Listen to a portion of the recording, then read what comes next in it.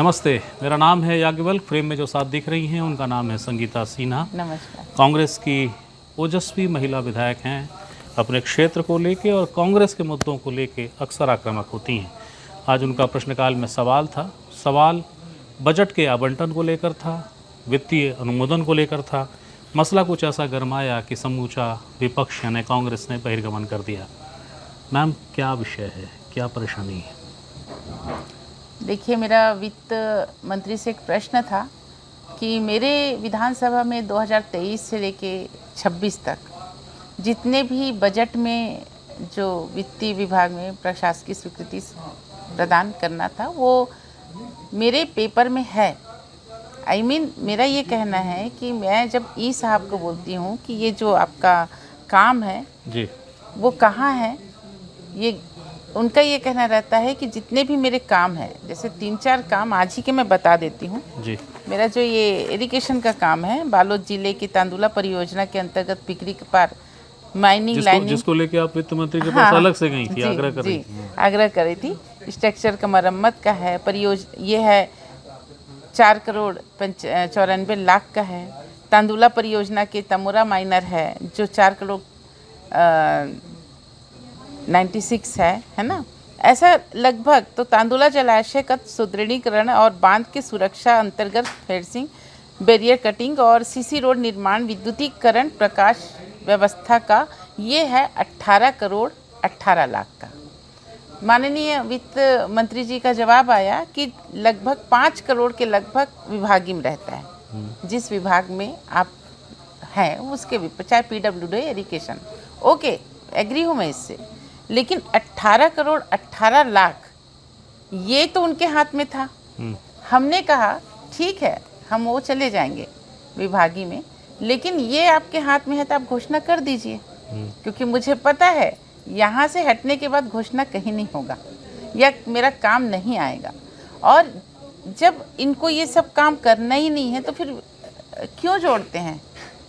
अच्छा, जरा बजट में सरल कर दीजिए, क्योंकि कई दर्शकों को ये लगता है कि आप लोगों ने बजट में मांग रखी और वो मांग रखी मतलब हो गया। प्रक्रिया क्या कहती है? जैसे आपने कुछ शब्द इस्तेमाल किए, वित्तीय अनुमोदन, प्रपोजल, थोड़ा सा समझाएंगी कैसे कैसे होता है? जब ये हो जाए तो हाँ कहा जाएगा हाँ काम आ गया है। देखिए, जब बजट पेश होता है, बजट में हमारे सभी काम को स्वीकृति प्रदान, मतलब बजट में आता है। जब आता है उसके बाद हम वित्त विभाग में लेटर भेजते हैं कि इसमें पैसा दे दिया। एकदम साधारण शब्दों में समझा दूं कि अगर हमारे ये काम आ गया तो हम वित्त विभाग से रिक्वेस्ट करते हैं कि मेरा PWD का या इरिगेशन का या कोई भी विभाग है उसका पैसा वित्त विभाग है, खजांची जिनके पास पैसा है वही वो पैसा को पास करेंगे तो वो हमारे क्षेत्र तक। यानी बजट में मांग आई, मांग को जोड़ा गया, लेकिन जब काम करने की स्थिति शुरू होगी तो उसके लिए वित्तीय अनुमोदन लगेगा। वित्तीय अनुमोदन का पत्र जाएगा, वित्त उस पर पैसा जारी करेगा, तब काम शुरू होगा। ये हुआ। इसके बाद हुआ ये कि हम जो बजट में काम आया, कुछ राशि हमको मिला, 2 काम का राशि मिला। मैं उदाहरण बता रही हूँ, मेरा 3 काम रुका है, 5 काम मेरा बजट में शामिल हुआ, 2 काम का राशि आया, 3 काम मेरा बचा है। अच्छा, अब वो 3 काम बचा है तो मैंने ई को बुलाया, उनसे पूछा भाई ये ई साहब बताइए कि ये मेरा काम कैसे रुका है। क्योंकि मैं गांव में जाती हूँ दौरा में, मेरे गांव वाले रोक लेते हैं। गांव वाले बोलते हैं मैडम बजट में ता है, जल्दी जारी करवा देना, जल्दी करवा देना काम। मैं क्या जवाब दूँ? मैं ई को बुलाती हूँ, ई को बोलती हूँ भाई ये काम क्यों रुका हुआ है? ई बोलते हैं मैडम बुकलेट जमा हो चुका है, पैसा जारी नहीं हुआ है। बुकलेट से आशय है वित्तीय अनुमोदन का पत्र। हाँ, प्रशासकीय स्वीकृति के लिए चला गया है, वहाँ से स्वीकृति नहीं मिला। मतलब सीधी सिंपल बात मैं बोलूँगी कि पैसा नहीं आया है। ओके। जब तक हम कितना भी मेहनत कर लें ये बजट में चला जाएगा, आ जाता है, लेकिन पैसे बिना काम कैसे होगा? पैसे का हम इंतज़ार कर रहे हैं, वित्त विभाग बोल रहे हैं। और अच्छा, एक चीज़ बहुत अच्छी बात यहाँ ये है कि वित्त विभाग अभी बीच में 2-3 दिन पहले पेपर में आया था कि वित्त मंत्री जी ने सभी मंत्रियों को लेटर लिखा है कि आपके पास बजट है जारी करवा दो।